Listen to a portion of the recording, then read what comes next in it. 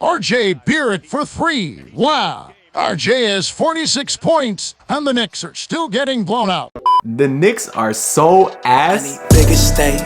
There's really only one point I want to say about this game. Thank God the Heat didn't lose to the Knicks. Obviously, the Knicks got off to an early lead. I think they started off 10-0. I really wasn't worried. We kind of all knew the Heat would come back, and they did. They came back, actually went up to as much as 15, but of course it got pretty close. But then the Heat came out in the fourth quarter, hit some big shots. Tyler Herro specifically, I'm gonna say honestly, I'm surprised, specifically with Tyler Herro. I thought he was gonna come back rusty. Obviously, he missed like a week or two before the All-Star break. So for him to come back and drop 25 points tonight, scoring from everywhere as usual, is really encouraging to see. It was really just encouraging to see a relatively healthy Heat team. I say relatively because obviously Keith and Depot didn't play, and Dedmon was still out too with the back problems. As far as Oladipo, we got the news today that he might be back within the next 2 weeks, which is really good, except I could swear like a couple months ago they said he'd be played by February. Obviously that didn't happen, but he's obviously on the right track. He'll be back pretty soon. With Keith though, honestly, I got a feeling deep down that he's not going to play again this year, just because obviously we've seen tons of clips of him warming up. I've been to Heat games and seen him warm up. He looks great, no rust, no anything. Obviously that's not game shape, but still he's been warming up prior to the games for months now. So at this point it kind of just sounds like a liability issue, kind of like the whole Chris Bosh situation. It sounds like Markieff wants to play, but the Heat doctors don't want to clear him because there's still a pretty big risk for a pretty serious injury that could happen to him. So the reason I think Keith might not come back this year is just because I don't know what can change from now to a month from now as far as like liability. Why would they let him play a month from now but not today? I don't know, unless the doctors find something different or eventually just say we're comfortable letting you play again. I guess that's the only thing that could happen, but unfortunately with Keith, I'm not so hopeful on, although like the organization and all the rumors we hear is that I guess he will come back. But Depot will definitely be back in a couple weeks, and that's going to be huge for us too. Real quick, I want everybody who scored just as much as Duncan Robinson tonight to go ahead and leave a like on the video. I'm sorry, let me not roast Duncan, man. Y'all know my last video on the channel was about Duncan Robinson and his new cryptocurrency, and he actually watched it. I sent it to him in the Long Shot Discord for the fans of his podcast, and he actually read it. He said it was a fire video. He appreciates it, so that's really cool. Duncan Robinson watches the channel, and so should y'all, so make sure to hit sub if you enjoy. That's the first shameless plug I did in a minute. I feel disgusting. But still, sub to the channel. I mean, shout out RJ Barrett, I guess. 46 points on 13 to 22 shooting. I'll still take Tyler Herro any day of the week though. Pretty sure most Knicks fans would too. I don't know, if there's any Knicks fans watching this video, comment down below. Let me know if I'm being stupid, man. Let me know.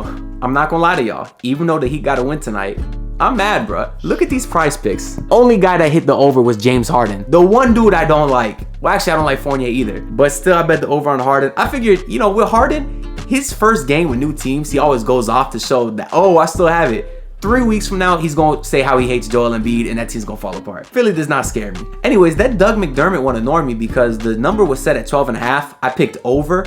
He had 12 points at the end of the third, and that game went to double overtime. So between the fourth quarter and 2 overtimes, Doug McDermott did get 1 more point. I thought they'd call you Dougie McBuckets. Where was the bucket? I didn't even need a bucket. I just needed a free throw. Anyways, I lost $5 tonight. It's no big deal. But for real, it was nice to come back after the All-Star break and get another win. It's obviously been a while since we last played a game, so I want to shout out a couple comments from the last recap video. The first comment is from someone named Teflon the Armor, who said, Whiteside instead of LeBron, subscribe. He's obviously referencing to the Big 3 poster back there where I covered up LeBron and put Whiteside instead. I'm back in the childhood home again this weekend, so y'all know I've had that poster up probably about 10 years. I'm not taking it down. Y'all know I was a Whiteside stan, and I was screw LeBron when he left, man. Even though I still think he's the best player in the world. Don't hate me for that. In that last recap video, though, it was for the Heat versus Nets, and I was saying how much I hate Kyrie, and I also brought up how much I hate Gobert. So the next comment I want to shout out is from someone named R. Gobert, who said this. This man said, why all the hate? So I actually got someone named Rudy Gobert, spelled Gobert, to comment on my video and say, why all the hate? And first of all, I didn't make the connection. I was like, Gobert. And then I realized, you know, it was supposed to be like Gobert. And I'm like, who is this, bruh? Come to find out, y'all know who it was? It was my dad. My man's made a fake burner YouTube account acting like he KD just to comment and troll me. Like, all of a sudden, my dad is a YouTube troll? Like, what year is this? But that's really funny, so shout out my dad. And the last comment I want to shout out is from my vlog, which actually has over 1,000 views now. Thank y'all for that. It's from my boy Malcolm Livingston, who said, "This was hilarious, man. The slapping yourself bits were funny too. The energy is great, especially the good takes on the game while still having fresh comedy. You're a natural." Malcolm, my boy, I appreciate you for that. I actually know Malcolm IRL. He used to be my weightlifting buddy back in high school. And as you can see, I'm also like KD, like my dad, except in a different way, because I got no muscle either.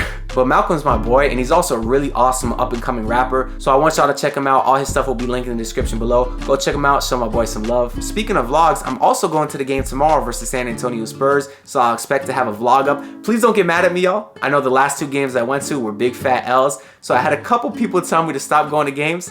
But I did go to a win this year. I went to a game versus the Bulls. So I'm 1-2. I got a chance to tie tomorrow, but that should be pretty fun if the Heat win. But watch Doug McDermott go off for like 30. Just because I needed him to get more than 12 tonight, he couldn't do it. I think they got Jay Rich now too, so hopefully Jay Rich doesn't go off, but we'll see. But finally, that's all I gotta say for this video, man. So subscribe if you want to. I can't tell you what to do. Other than that, I'll see y'all maybe Sunday with a vlog. Who knows, because you may never see me again. Y'all will find on the next video or not. I'll see y'all later. Bye. Heartbeat through the speakers, never knowing what you needed till you damn near depleted. One blow from defeated, ayy. Here you go in the nick of time, like an IV for the sick and tired. Had no idea you could save a life with a pretty face and a nice smile. Could you please stay just around? See, cause these days see my thoughts pile. Soft voice help me simmer down when these loud voices running in and out. You gotta meet.